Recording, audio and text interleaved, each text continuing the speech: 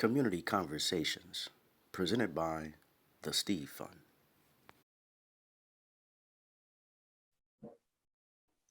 Good afternoon, everybody. Thank you all so much for joining us for this webinar. We hope that wherever you find yourselves, that you are well and that you are taking care of yourselves and your loved ones, while also allowing people to care for you, whatever communities you find yourself to be a part of. We hope that for the next hour or so, you can set aside this time and really allow yourself to maybe be as distraction-free as possible so that you can participate in this conversation.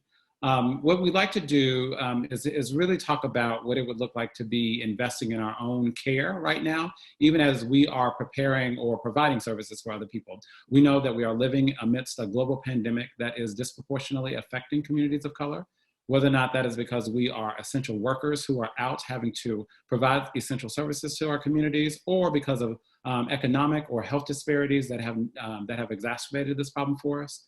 We also know that self-care is a notion that has been commercialized and monetized by our capitalist society. And in so doing, we oftentimes think of it as things like yoga or bike riding or going to a spa day. What we also know is that self-care was a concept that came out of the civil rights and women's movements in order for people to be able to reclaim some autonomy over their bodies and really take care of themselves. And so we actually just want to make sure that we are making space for this care that involves all people, even those people who may not have access to some of the commercial accoutrements that other people have access to. So we really want to focus on making sure that we're talking about everybody, and specifically for people of color who oftentimes come to conversations or come to the world really thinking in terms of I am because we are, rather than just I am, right? So we are integrally connected to the communities where we find ourselves. So we want to make sure that we establish this conversation today, not just thinking about the self in isolation, but the self as part of communities where care is necessary, okay? So with that, we're going to pivot to our first question, and we're going to ask Dr. Ariane Miller to jump in here and talk to us a little bit about this from her own expertise and her own experience as a researcher who has dealt with this. But we want to talk a little bit about what are some of the barriers to self-care for mental health providers right now. Dr. Miller? Can you unmute yourself? Thank you. Thank you, Carlton. Yeah, so I think jumping off of what Carlton just said, that how we think about self-care and the history of self-care, as Dr. Green just defined it so well, that I think we need to kind of reconsider what we mean by self-care, and that often it's this kind of list of behaviors. And that to get self-care to be more of what I think we would hope that it would be, for us to think about it as a process, as something that we develop in ourselves, and that we develop in our communities, rather this kind of list of sort of quote unquote healthy behaviors that we think that we should engage in. And I think one of the things this allows us to do is one, especially for communities of color, to really who I think bump up against the self in self-care when we think about the I as we, and thinking about our families and communities, that the self for a lot of folks of color and communities of color really turns a lot of people off. And they're like, I have these other people that I need to think about and that I need to take care of. And this is sort of where we're getting this push to kind of talk about community care. But I think thinking about these things together is really important, in the sense that community care, I'm not sure really happens without a bunch of individuals who are engaging in some self-care and engaging their families and communities to do it with them. As well as I'm not sure that self-care is possible when we try to do that in our own kind of isolated corners, and that we know that people are actually much better at doing self-care when they have some accountability with family members, accountability with their community members, and involve other people in their own process. I think the other thing about thinking about self-care as behaviors is that it tends to kind of erase the stereotypes about self-care and erase the systemic structures that make it impossible for many people, including especially mental health clinicians, to care for themselves. So that includes things like not enough pay, not enough vacation, time off, not enough time between seeing clients, not systemic support in one's organization or one's society at large that would make it even possible to think of self-care. And so in this, when we talk about self-care, often there's this sort of blame put on the individual that you should be taking better care of yourself, rather than thinking about the society and your community. And we think of it only as a behavior. You know, when I Google self-care, I sort of see two things. One is that there's an image of kind of usually an image of a heterosexual white woman doing yoga or meditating, or getting their nails done, and that this is the primary image. And I think that's, so self-care gets associated with that, and so lots of folks in communities of color don't really think about doing that. It also gets portrayed as a luxury, and so then we don't think of it as a necessity, right? And this quote from Audre Lorde about self-care is not a luxury, it is a necessity and something that I do for my own perseverance and my own self-preservation, right? I've often seen that quote then attached to kind of the stereotypical image of a white woman in yoga pants. And these things, that's actually taking it apart. And what Audre Lorde was really talking about was engaging in her activism while at the same time actually being diagnosed with cancer and being like, how do I care for myself, care for my community, and continue to do the work that I so desperately want to be involved in. And so I really think we kind of need to step back from the definitions and kind of think about ourselves. I think the last thing I would just say about that is that if self-care is a behavior, we think of it as the only thing that's involved, rather than it being kind of the last step in the process where I think about, was I even taught to do self-care, right? Did my family talk to me about this? Was it happening in my community? Was I able to kind of do it in my community? And that process gets lost. And I think that leads me to my next point about barriers, which is, I think, particularly for mental health clinicians, and I'm working with communities of color, that we often have these very unfair and unrealistic expectations. I saw this quote or meme, I think on Facebook, I'm sure some of you have seen, and I think especially for right now, it said, you're not working from home, you're in your home in a crisis trying to work. Right? And so a lot of us, both the organizations that we work for, are trying to kind of push us to do work as usual, right? Rather than to actually think about, we're all living in a pandemic right now. Our clients are, and we are. And what can we think of as being self-compassionate for ourselves and for our clients in terms of how we would go about helping them right now in this particular moment without losing sight of, how do I help myself so that I can continue to help them, but can also continue to do the other things? One of the pictures that I sent in was a picture of myself with my son. And right now I'm sitting in an apartment that my building has let me use that's adjacent to where my son is right now. Because essentially I'm trying to work, I'm being asked to do all the things I was always doing. And I'm trying to raise and educate my child while my partner is also in the apartment too, trying to do her job. And so that becomes really challenging, and we kind of have these very unfair, I think a lot of us are pushing ourselves to kind of have these unfair and unrealistic expectations that we would just continue to perform as we would, rather than saying, maybe I need to do a little bit less, maybe I need to do it for a little bit less longer, and then maybe just supporting folks to be like, if we think about an individual crisis, we think about safety, survival, and stabilization. But a lot of folks, I've talked to some interns recently who are still being pushed to kind of say, you need to give the exact same level of care that you would. And I don't think that that's a fair or realistic expectation, and that it ends up, I think both the system and then ourselves, we end up sort of shaming ourselves for feeling like we can't keep up. And the reality is that now that we've all moved home, we're actually being asked to do more than we were before, way more. And we're trying to juggle that without actually much systemic support for that. I think I will leave that there and let other folks chime in on the question. Thank you. Yeah. I would, this is Sherry Moloch. I would just like to chime into what Dr. Miller so eloquently said, which is that part of self-care is community care, and community care is all self-care, and that we shouldn't dichotomize those two things. And the way I like to frame that is, you need to put your mask on first. That thing that they say on the airplane, you can't help other people if you're depleted from oxygen yourself. And so to kind of give ourselves permission that in order for us to be helpful to other people, we need to also take care of ourselves, not either or, but at the same time.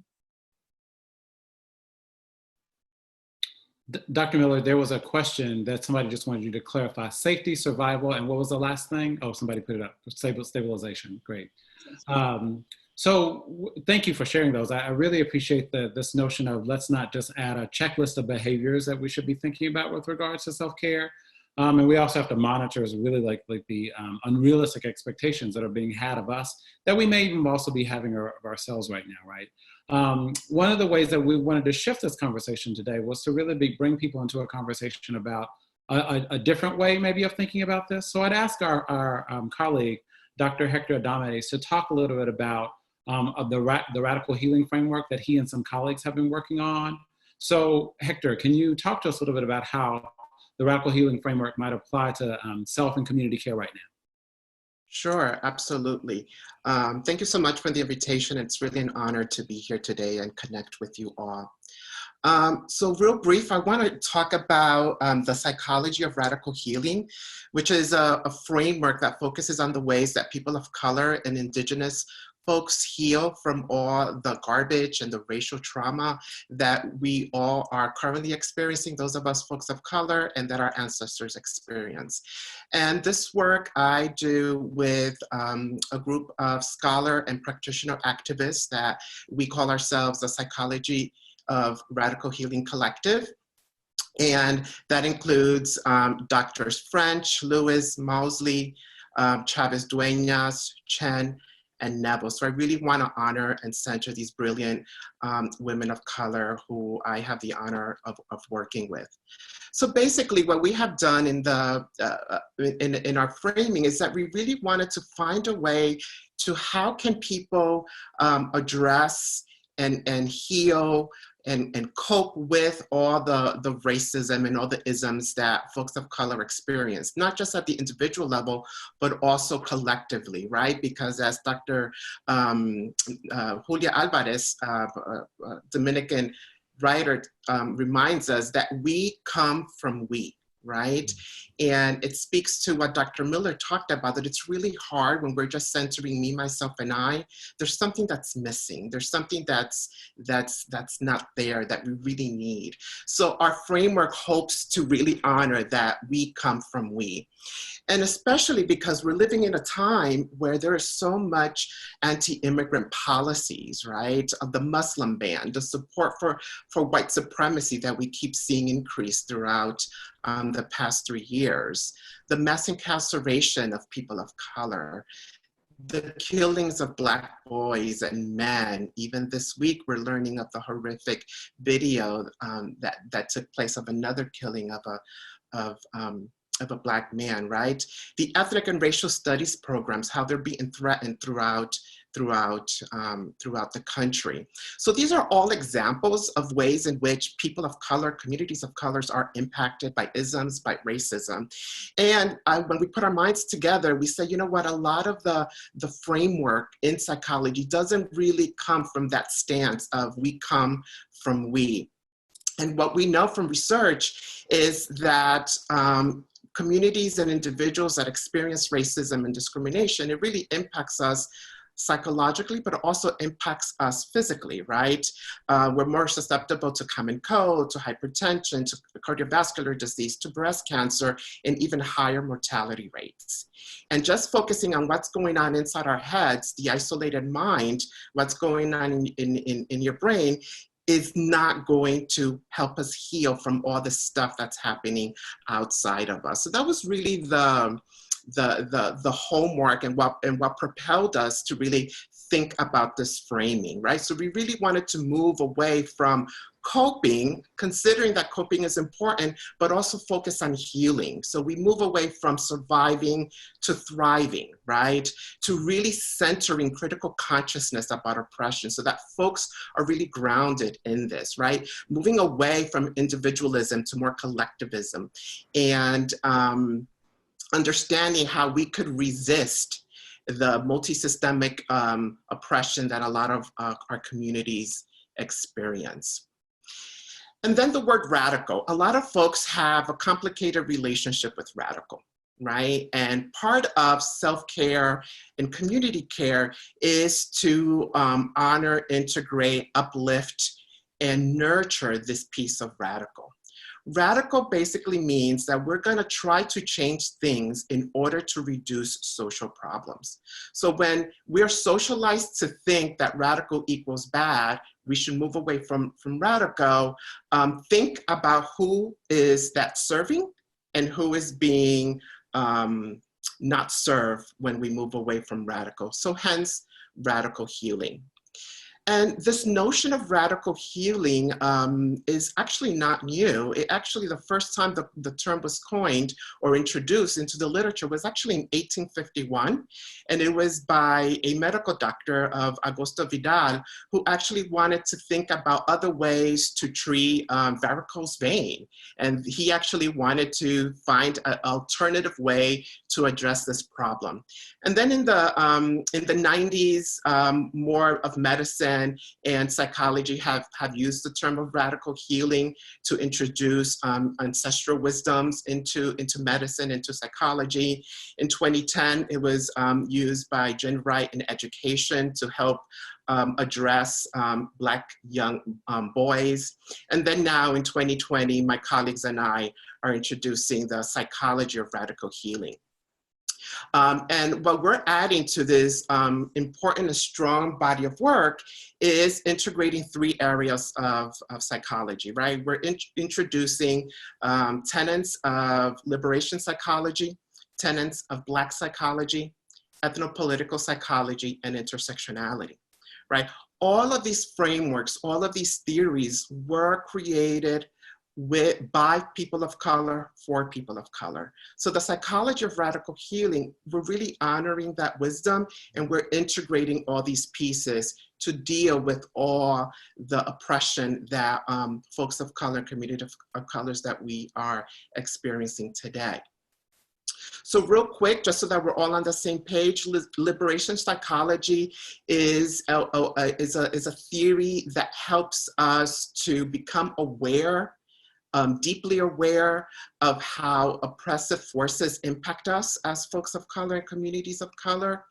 Ethnopolitical psychology actually gives us permission to talk about politics in healing, politics in health, politics in self-care, and that we could resist the status quo, and that we could fight and advocate for a different way of life. Intersectionality is grounded in herstory of Black women feminists and activists that really spoke to how their experiences are uniquely different because of gendered racism, right? So intersectionality really focuses on the ways in which multiple forms of oppression impact us. So we kind of address that.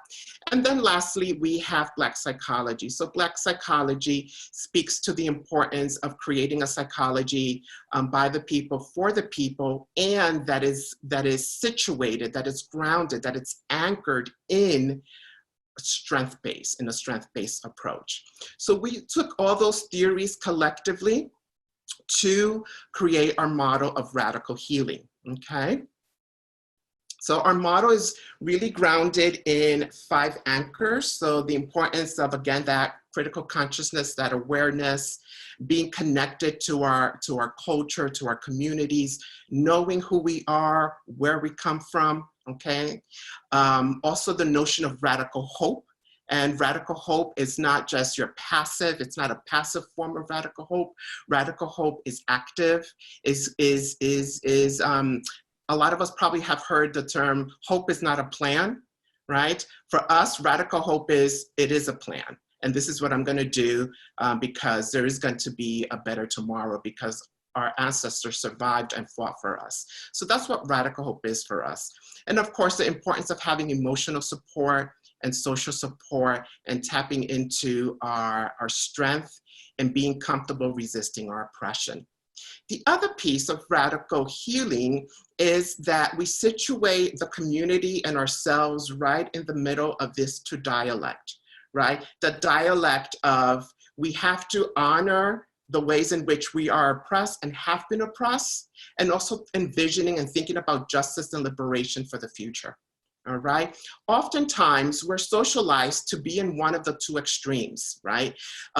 Some folks, there's a new term out on social media that talks about toxic positivity. positivity. Thank you, Dr. Green. Toxic positivity. So those are folks that everything is fine, everything is great. Oh, don't talk about you know who in the White House.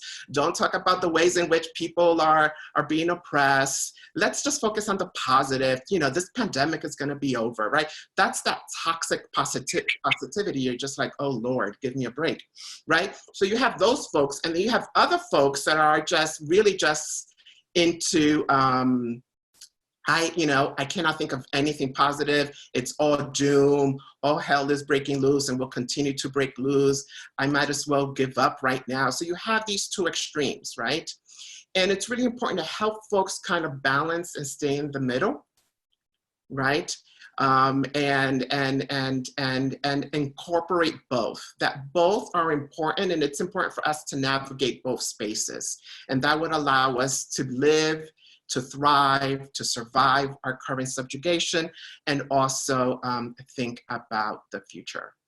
So I'll leave it at that there for now. And Great. So thank you, Dr. Adames. We really wanted to bring that perspective to this conversation, because what we want to do with it is kind of, as Dr. Miller pointed out in one of our planning conversations, is let's locate ourselves in this framework, right? Given the barriers that we experience, given that many of us probably on this call are folks of color, many or people are providing services to folks of color, let's really think about what it would look like to be thinking about culture-specific ways that we might begin to think about self-care, community care, and even to like healing. And we're going to invite Dr. Spencer into the conversation to kind of lead us off on this, and then the other panelists will probably jump in and add some things as well. Can you unmute yourself, Dr. Spencer?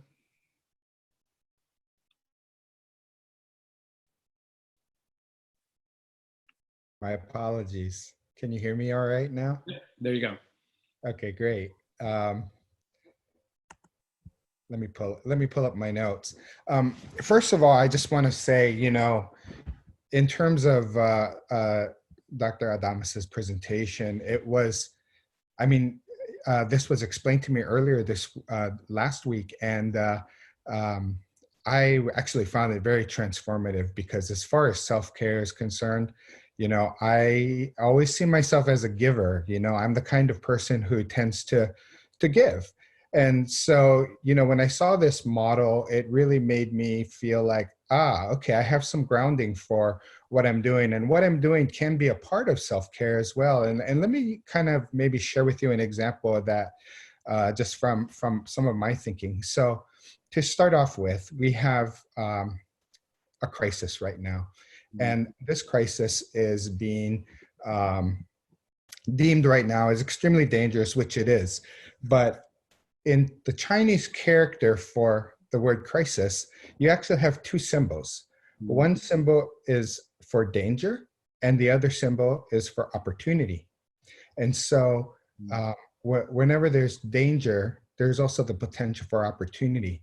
And so as someone who's a giver, it really gave me some motivation and some purpose around what can happen within the context of COVID.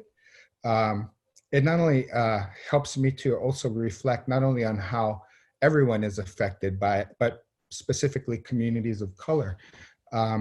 It gives me some strength to resist and be open to the possibilities that we can actually sustain some of the solutions that we come up with beyond COVID. I think this is that envisioning justice and liberation piece.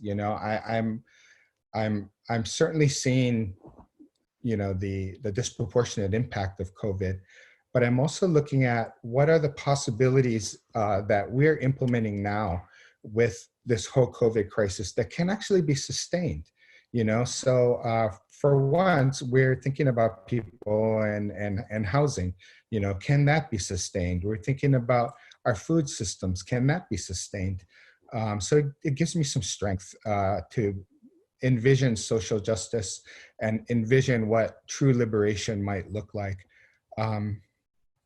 I really also find that engaging with my colleagues and friends is also motivating and supportive as well. And I'm very lucky that I have family members here in my house here that I can, and friends that I can discuss racism and privilege and and people who can also validate my experience in some ways.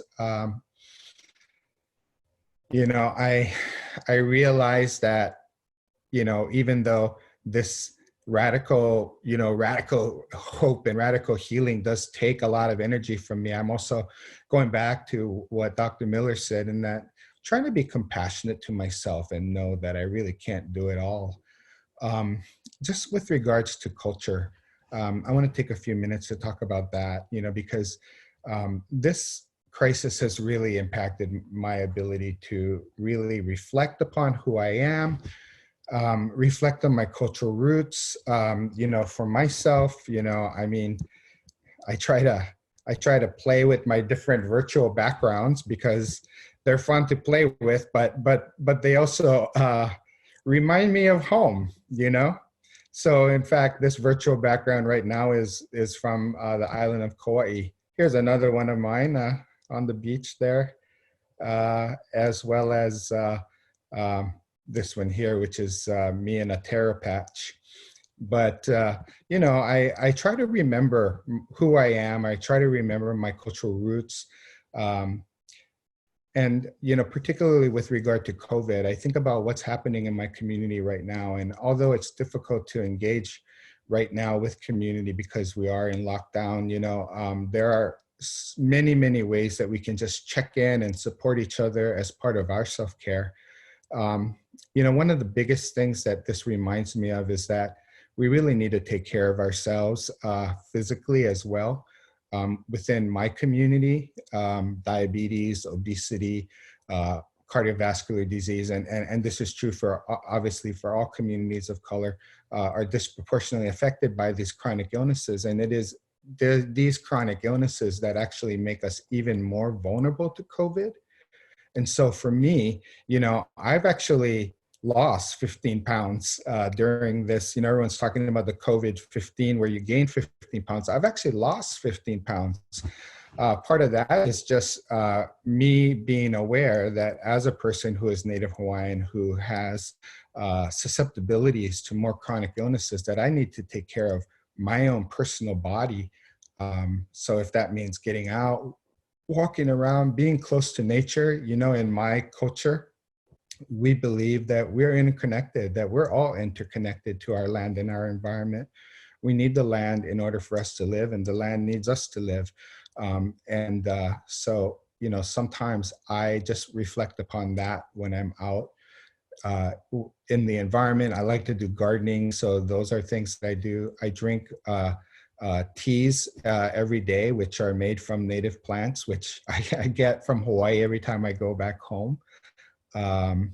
You know, I try to support local businesses, particularly those businesses of color, because I also recognize that I have immense privilege, and part of my self-care is giving back and supporting others too. You know, I think self-care is something that you not only receive for yourself, but, you know, you can, as you share self-care, like just by checking in, just by, you know, just a quick text. I don't think it, you know, it doesn't have to be a Zoom meeting, although that's fun, you know, Zoom happy hours and such, but just a text to say, hey, just hoping that you're doing fine, doing well, just thinking about you. I think those things are the things that make our beloved community even more special. Mm-hmm. Thanks, Dr. Spencer. I really appreciate your references to sort of like racial and ethnic ways of being able to be engaged, whether or not it's about being out, supporting the community, or if it's about drinking or consuming things that are really unique to your community.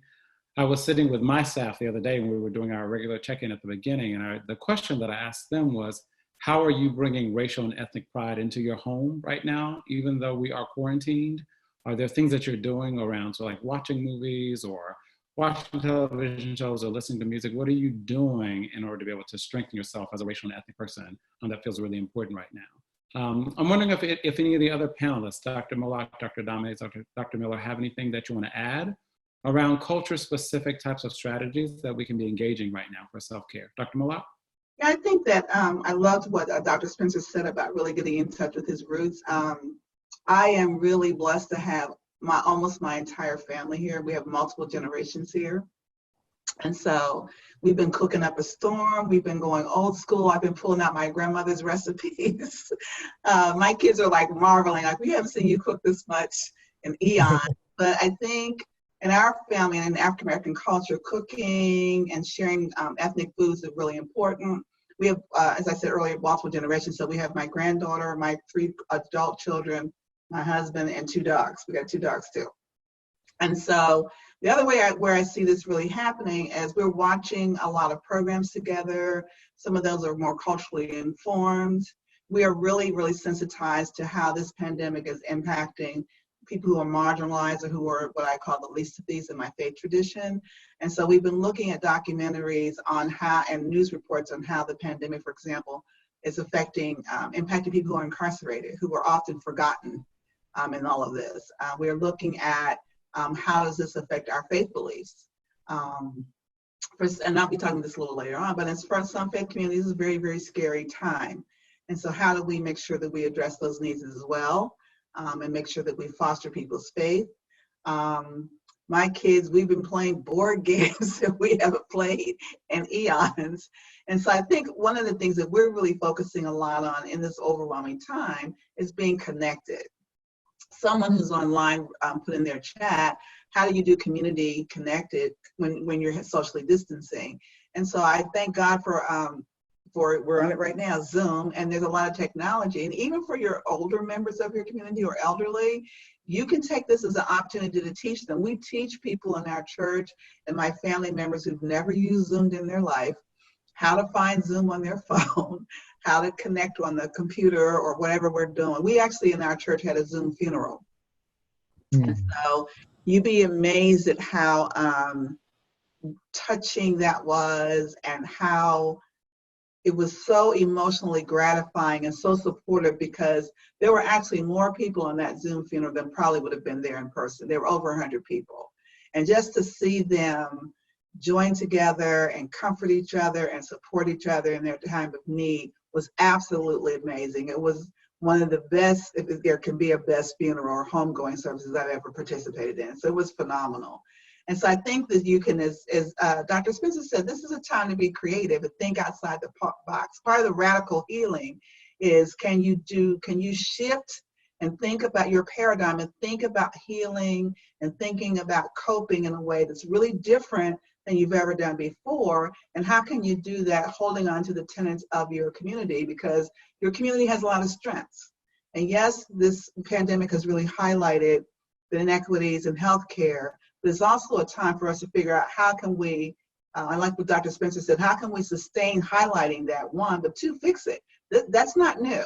We've known this for a while. It's just the pandemic is really emphasizing where we have inequities, but what can we do to make sure we look out for each other? What can we do to speak truth to power about this is unacceptable? Yeah, I just want to add too that, this is also a time for us to be vigilant. I know it gets off the little self-care topic, but I just had a conversation this morning with a person from our medical school that asked us if we could connect them with local tribes with regards to vaccination testing. And, one of our team members was so excited because they knew that, Native communities have been underrepresented, and she wanted to make sure that Native communities get the vaccine first. But it wasn't until we explained to her, oh, this is what a clinical trial looks like. And here's what phase 1, phase 2, phase 3, phase 4 looks like, and they're in phase 1 right now, and even if we were at the, phase 3, it would be placebo testing, and so, this is for me, that's self-care, when I can inform one of my communities that, look, it's important to understand what this is. Yes, we want to be the first to get the vaccine when the vaccine is safe, but I don't know about this idea of being in phase 1 testing, because that's the highest risk right there. So, for me, it was so comforting to me to be able to say, please think about this, not to tell them what to do, obviously, but to think about this and provide some additional information. It just made my heart feel good to know that we could do that.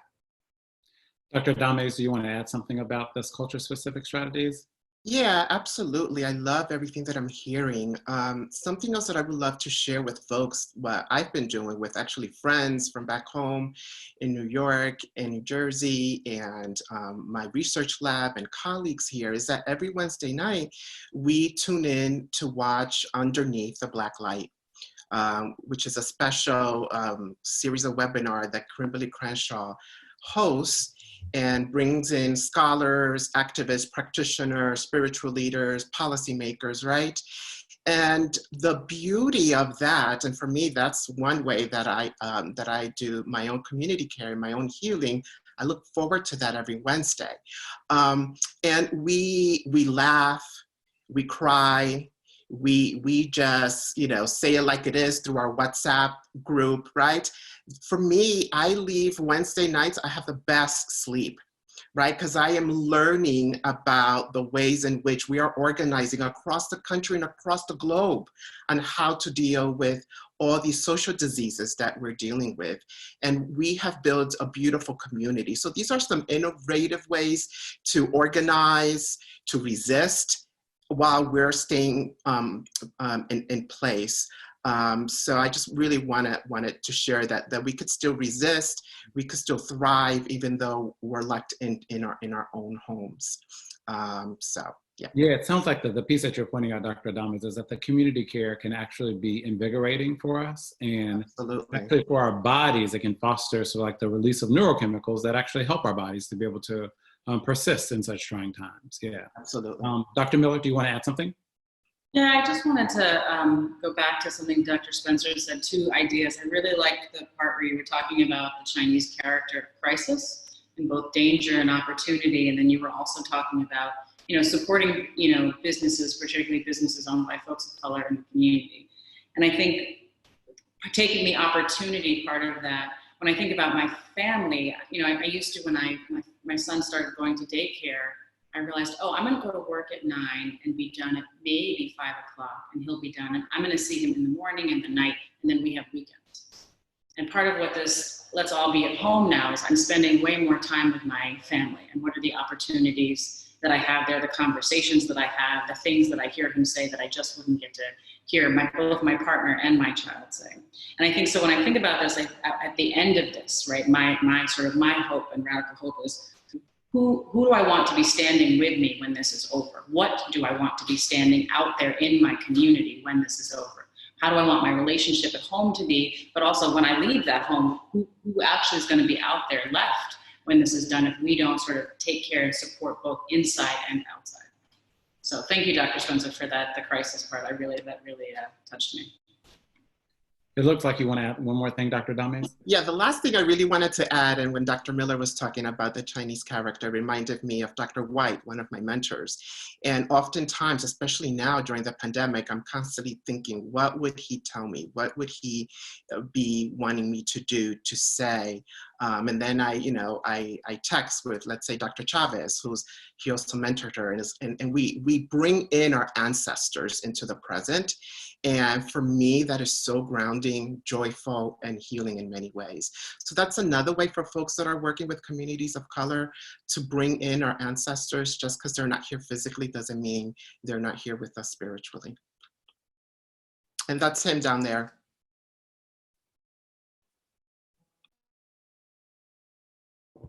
Okay, so our last planned question is going to go to Dr. Malik to start us off with. We really want to talk a little bit about, especially considering for communities of color, how is it that we might be able to think about applying this radical healing framework in the context of spiritual and religious communities when we're thinking about healing?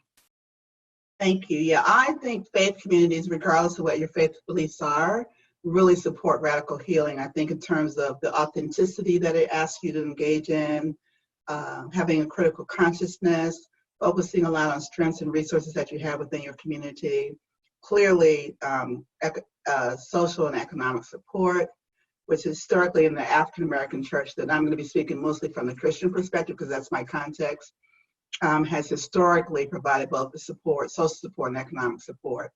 And also radical hope, thinking, again, outside the box, thinking, in spite of what it looks like, you have a faith belief that there's a higher power that dictates ultimately how things are going to turn out.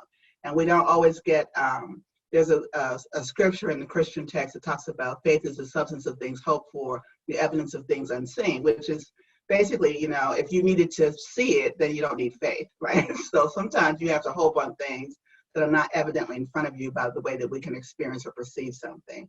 So I think that it's really important at this time to focus on your faith beliefs, but also your community practices. And I think one of the things I love about faith communities is that most faith communities focus on mind, body, and spirit. So it's not one or the other.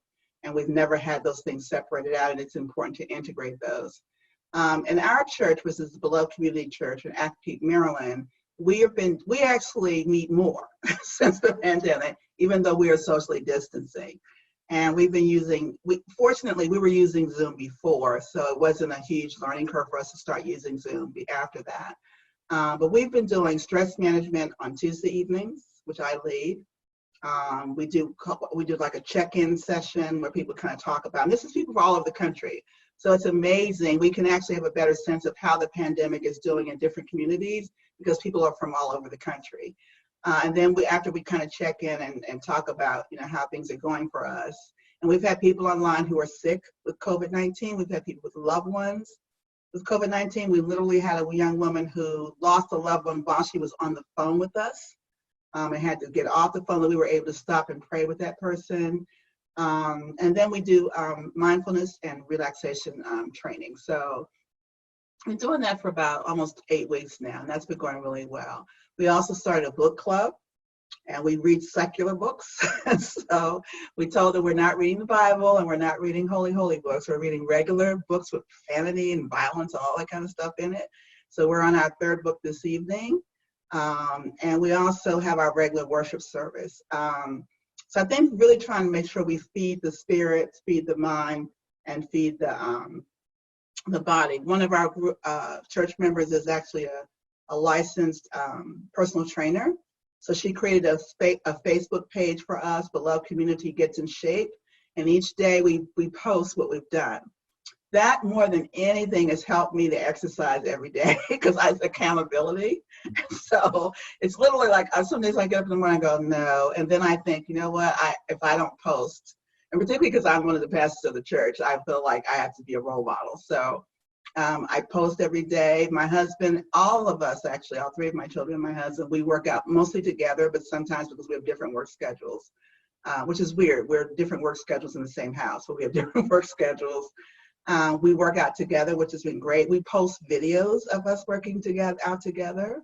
We all have different levels of skills. That's me trying to flex a little bit of my bicep there. My young adult children are 29, 27, and 25. And so when we can hang a little bit with them, we're like ecstatic that we can hang, because my husband and I are in our early 60s. We do that. That picture, lower pictures, we had at our church Pajama Sunday, where everyone dressed in their pajamas. So just trying to do things to keep people interested and people socially connected, making sure that they work out physically. I think the understanding that radical hope is not passive. It's not hoping for pie in the sky, hope this will turn out okay, but we are part of our own liberation. In the Christian text and the Hebrew text, God does a lot more miracles through people than God does things supernaturally. So we talk a lot about you don't need to have a burning bush experience to have a miracle. And what are you doing to facilitate not only your own miracle, but miracles in your family, miracles in your community? For some of our families, that may be talking to people you haven't talked to in years. And we talk a lot about the importance of forgiveness, particularly with this pandemic. You know, I ask people, so if you lose a loved one to this pandemic, are you going to have unfinished business? Are you going to have things that were left unsaid? And is it worth it? So there's been a lot more reconciliation going on. We're certainly working to make sure that we have several ministries where we already work with human trafficking, who are also very at high risk. I'm very concerned about people who are in homes that are toxic and possibly and where there's physical violence. So we still work in those ministries. We're doing them from home, but we're able to talk to people. We're able to still connect to people and provide resources for those people. And so in some ways, ironically, a faith community could be, this could reactivate your activism. So you could think of it that way. This is an opportunity for you to do things differently and to be creative in how you do ministry. So the faith community has the potential to really help facilitate healing, and not just facilitate healing, but to make sure that these things that we do that are different, this radical healing, is sustained. Mm-hmm. I think what I hear everybody actually pointing to when you're really foregrounding Dr. Moloch is that communities of color, people of color have had a long history of resisting racism and other oppressive forces and trying to figure out how to thrive in the midst of those. And so even right now, as we're living through this, how do we call upon those spiritual, religious, ethnic figures from our past in order to be able to draw some strength and draw some creativity from them so that we might be able to apply those things right now and allow ourselves to actually have some hope that we could be those creative creatures. And those are things that we can, I think as parents, can plant in our children. When my kids were little, I gave each of them, they're gonna kill me for saying this, but I gave each of them a theme song. And I sang it to them I just made it up. And I also would, when they were like infants, I would say to them, you're a strong Black woman or you're a strong Black man. You come from a long line of strong ancestors. And I would literally point out the window and say, this is your kingdom, this is your queendom.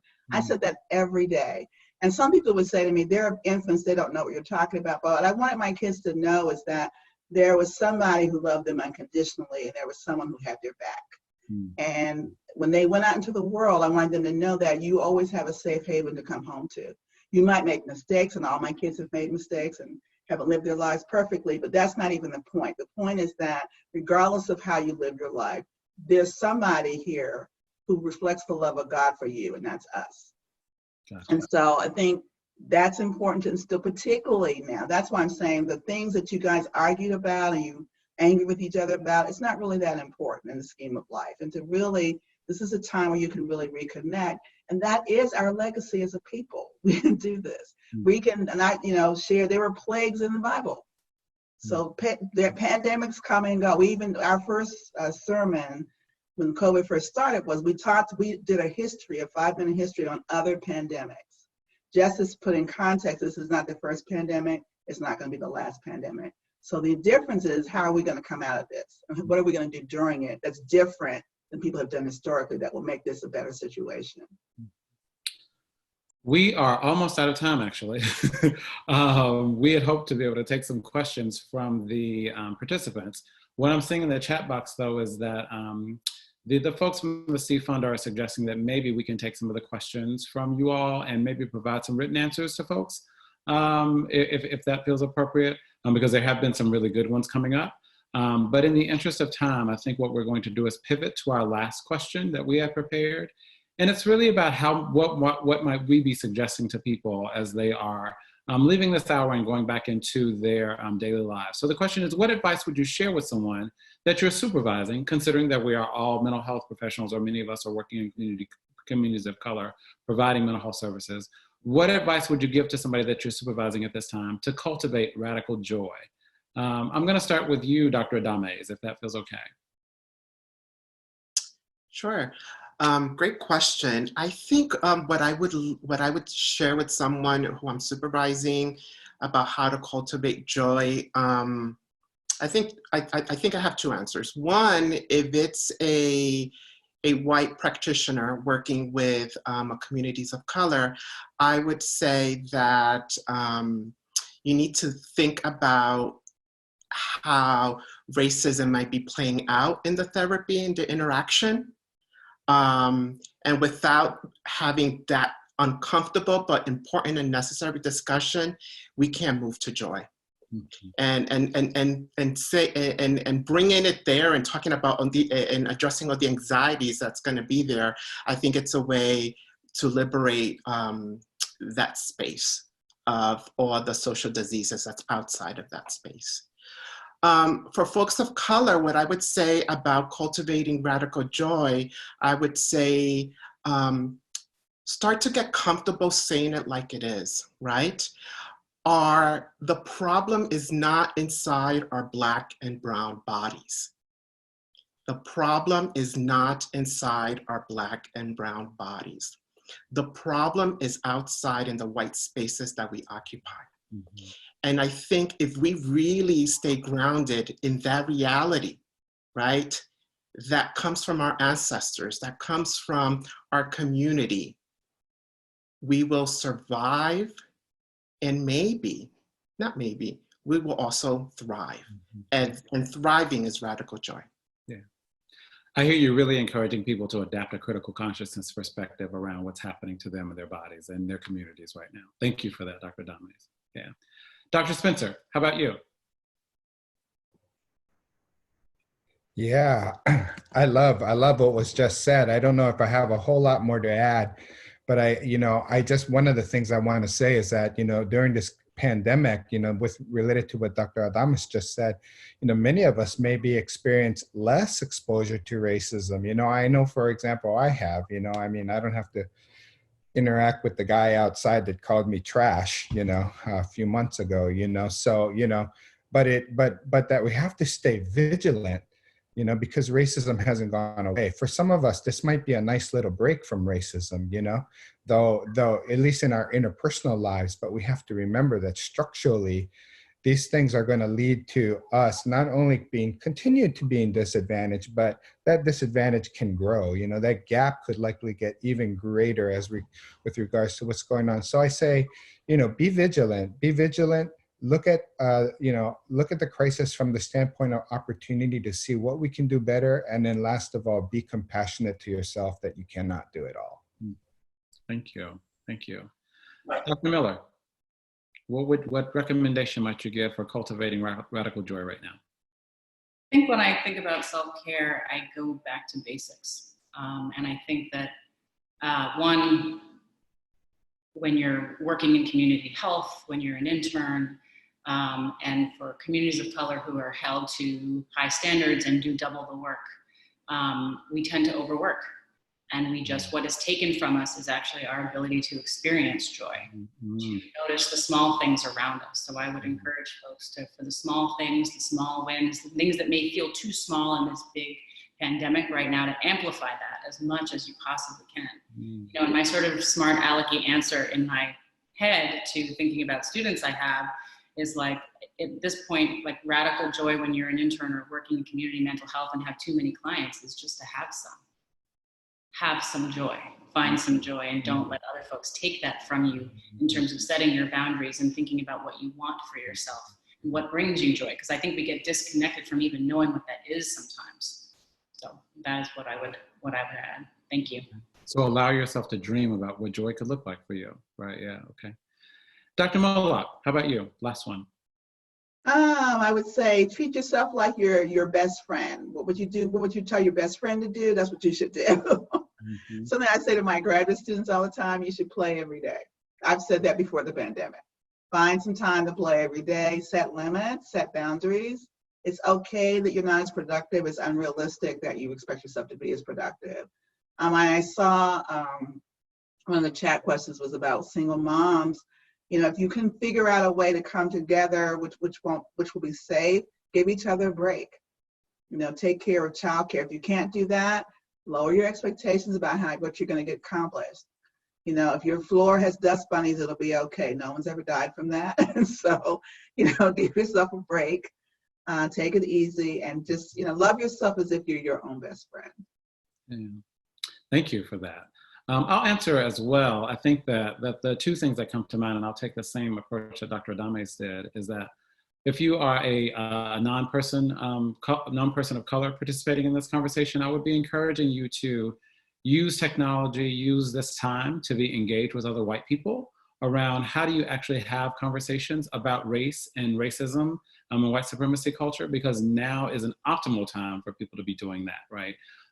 And to be able to recognize that, in fact, if you do that, you gain more access to your own humanity, and that in and of itself will bring you joy. If you are a person of color, what I would say is, and there's a picture of me here that I wanted to share with everybody, is that you find people who make you laugh. My colleagues in that picture there on the left-hand side of the screen are a few people that I spend some time with online for virtual happy hour. And you can see there that I have my mouth wide open and I'm laughing with them. And that time spent with them brings me such joy. With David and Marcia and Carlene, it is really something that I cherish right now. So be involved with your community and make sure that you're finding people who make you laugh. Before we turn this back over to the Steve Fund, I'm being told that we have time for one question from participants. Micah, are you going to bring on the question for us? Okay. Yes, there are lots. One question from Scott Smith. What practices have you discovered during this time that you wish to continue into the future once this is over? Ooh, good question. So the question is, Sherry was going to come on with it. Dr. Mullock. Definitely spending more time with family. Mm-hmm. My family always says, because basically I have two professions. I'm dually disciplined, and so all of my family is always saying, you just work. And so I'm very, very intentional now about all of the moments that we have together and how joyful they are. That's what brings me joy in my family, and that I don't take this time for granted at all. And so that does mean, though, I have to really set better boundaries with work. Someone asked me if I could do a Zoom meeting tomorrow, and I said no. I was proud of myself. I said I want to take Friday off. I would have never done that before. So just to set better boundaries and to really find joy where you can and to do those things more. Mm-hmm. I think it really bears being said as a follow-up to Dr. Mullock's response is that we have to recognize that self-compassion is a really important part of this self-care thing and this community care thing. So as people of color whose oftentimes our bodies have not actually been our own, other people have co-opted them for their own benefit. Your capacity for being able to say no is actually a form of self-care and self-compassion, and it's also community care, right? Not only are you modeling that it's people of color we get to say no, but you're also saying to people, I don't want to participate in something that I won't be fully present for, and therefore I won't be able to give my best, right? So we really have to be able to say no and set boundaries in really healthy ways. Mike, do you want to offer something about new practices that you've adapted that you might continue? Yeah, I just want to sort of say that while I've always been, I think, a generous person, I think I would like to sustain this notion of generosity. I think that since this has begun, I've heard more discussions about some of our most vulnerable populations, and people are concerned for their immediate well-being. And I hope that gets sustained beyond this, because, we can't live in a just society as long as we have these injustices and, in terms of our lives. And so, I just hope that, people will continue to sustain that spirit of we call it aloha. Aloha is love. It's hello, goodbye, but it's also love, and it's not just love, but it's this idea of giving without any expectation of returning. And that's something that I feel like could make the world a better place too. I hear you returning to this notion of being able to give to others, being able to provide for others, which is really what community care is about. How do we use our privileges and our power to act and leverage that in the best interest of people that we're connected to? It's really related to what Dr. Adames was talking about. So like being with other people and getting that surge of oxytocin, right, in your body to be able to feel good about the experiences that you're having. Yeah. Dr. Miller, do you want to add something before we go? Yeah, this is a work in progress for me, but I think because our various forms of technology have become our lifeline to other people, really managing how much time we spend on them, how much time we spend taking in the news. My partner and I have to tag team with our child. And so often in the morning, we're on our phone, trying to figure out, what do you have, what do I have, who has the first meeting, who's gonna do what with our son. And the other day, at some point we'd given him a play phone that he had no interest in, but he realized in the morning in bed, we were laying there on our phone. So he went to be with us, he went to go get his phone. And I was like, oh boy, something's got to change here. And so that was really a wake up call for me to realize that I'm trying to use this to figure out how to be with him, but right now I'm not being with him. And so really figuring out how to juggle that balancing act with your technology, because it's how you both partly need to survive right now, but it also can help depress us and make us feel worse about what's going on and disconnect us from the people who are with us in our homes. Yeah. Thank you, Dr. Miller. Before I turn it back over to the folks from the Steve Fund, I forgot to say this at the beginning, but this is one of the reasons why we're also here today. We all know as people who provide mental health services that one of the things that can be lacking in our training programs is conversation really about self-care and what that means for us. We might hear it once or twice in an ethics course or professional issues course, or a supervisor might really convince us that we need to be doing something to care for ourselves while we're dealing with a difficult client. But it's not necessarily something that is pervasive in our training.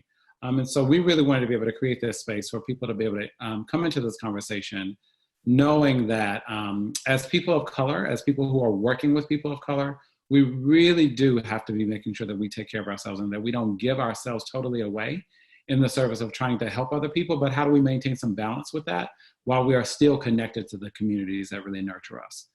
So thank you all, Dr. Adames, Dr. Moloch, Dr. Miller, Dr. Spencer for this conversation.